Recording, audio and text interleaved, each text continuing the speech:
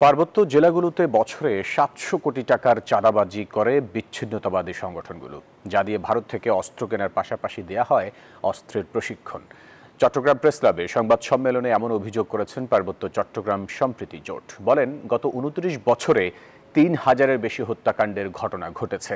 এখনও পার্বত্য চট্টগ্রামকে অশান্ত ও বিচ্ছিন্ন করতে দেশি বিদেশি ষড়যন্ত্র চলছে।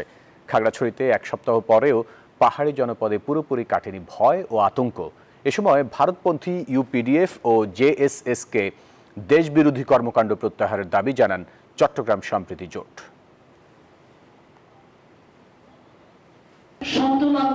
যে চুক্তিটা করেছে এই চুক্তির নাম হচ্ছে শান্তি চুক্তি, কিন্তু এই চুক্তির মূলে রয়েছে অশান্তি। সামনে ডিসেম্বরে 29 বছর হবে শান্তি চুক্তির। এই চুক্তির 29 বছরে সে কি করেছে? সে যেটা করেছে হচ্ছে আপনার গুম, খুন, হত্যা, চাঁদাবাজি, রাহাজানি এবং এই পার্বত্য চট্টগ্রামের সাধারণ মানুষকে এই যে বাংলাদেশ থেকে বিচ্ছিন্ন হওয়ার জন্য প্রশিক্ষণ দিয়েছেন। এরকম একজন ভিনদেশীর সাথে সেই বাংলাদেশ গভর্নমেন্ট সেই ফেসিস্ট হাসিনা কিভাবে আপনার চুক্তি করলো? এই চুক্তি করা হয়েছে একমাত্র কারণ যাতে করে পার্বত্য চট্টগ্রামকে বিচ্ছিন্ন হতে পারে।